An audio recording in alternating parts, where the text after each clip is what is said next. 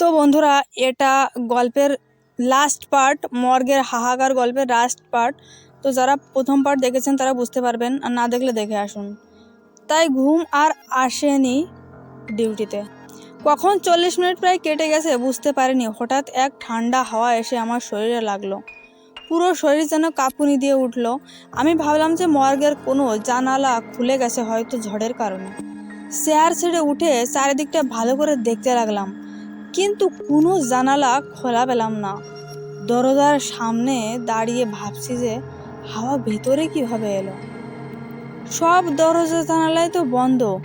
হঠাৎ লোডশেডিং, চারিদিকে ঘুটঘুটে অন্ধকার। খুব ভয় পেলাম। মোবাইল ফোনে টর্চ জ্বালাবো বলে ফোনটা তাড়াতাড়ি প্যান্টের পকেট থেকে বের করতে যাব, এমন সময় হঠাৎ করে খুব জোরে গোঙানি কান্নার শব্দ। আমি খুব ভয়ে নিজেকে সামলাতে না পেরে নিচে মেঝেতে পড়ে গেলাম। আর তারপর যা দেখলাম, জীবন থাকতে সে দৃশ্য আমি ভুলতে পারবো না।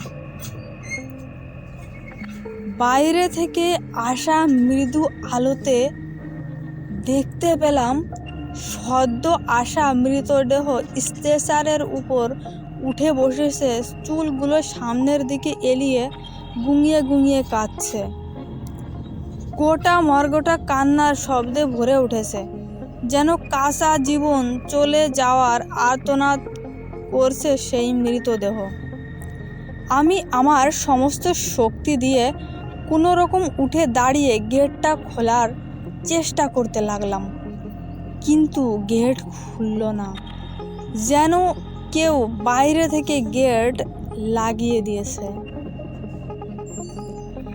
আমি আবার নিজেকে সামলাতে না পেরে পরে গেলাম। মৃতদেহ একভাবে জোরে গুঙিয়ে কাঁদছে। আমি বাঁচাও বাঁচাও বলে চিৎকার করতে লাগলাম। টানা প্রায় 15 মিনিট ধরে চোখের সামনে চলতে থাকে এই দৃশ্য। কখন জ্ঞান হারিয়ে ফেলেছি বুঝতে পারিনি। তো বন্ধুরা, যারা এত পর্যন্ত গল্পটি ধ্যান দিয়ে মনোযোগ দিয়ে শুনছেন, তারা লাস্টের 2-2.5 মিনিট আছে, শুনুন, আশা করি ভালো লাগবে। জ্ঞান যখন ফিরল তখন আমি হসপিটালের বেডে শুয়ে আছি। আমার সামনে দাঁড়িয়ে মর্গের কর্মী আর ডাক্তারবাবু। বাইরে জানালা দিয়ে সকালের আলো উকি দিচ্ছে। বৃষ্টিও থেমে গেছে, আকাশ পরিষ্কার। আমার ডাক্তারবাবু জিজ্ঞাসা করলেন, কি সুভাষ, শরীর কেমন অনুভব করছো? আমি বললাম, ভালো। ডাক্তারবাবু বললেন, আচ্ছা এবার বলো তো ভাই, কাল রাতে ঠিক কি হয়েছিল? ভোর 4টার দিকে যখন মর্গের কর্মী জানালায় টোকা দেয়, তখন ভেতর থেকে দরজা তুমি খোলোনি দেখে ভয় পেয়ে আমায় এসেও খবর দেয়। আমরা তাড়াতাড়ি গিয়ে জানলা ভেঙে ভেতরে ঢুকে দেখি তুমি গেটের সামনে অজ্ঞান হয়ে পড়ে আছো। তারপর তোমায় নিয়ে এসে চিকিৎসা শুরু করি। তুমি এভাবে জ্ঞান হারিয়ে ফেলেছিলে কেন?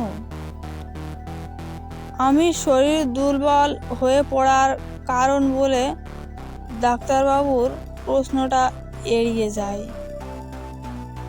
ভাবতে থাকি, যদি পুরোটাই মনের ভুল মেনেও নি, তবে দরজাটা বাইরে থেকে কে বন্ধ করেছিল?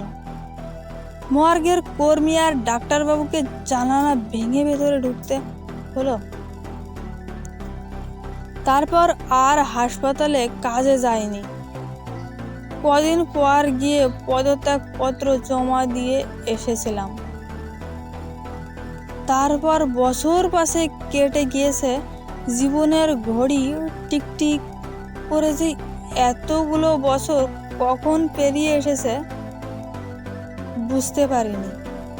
কিন্তু সেই ভয়ঙ্কর আর্তনাদের কান্না যেন আজও ভেসে আসে কানে।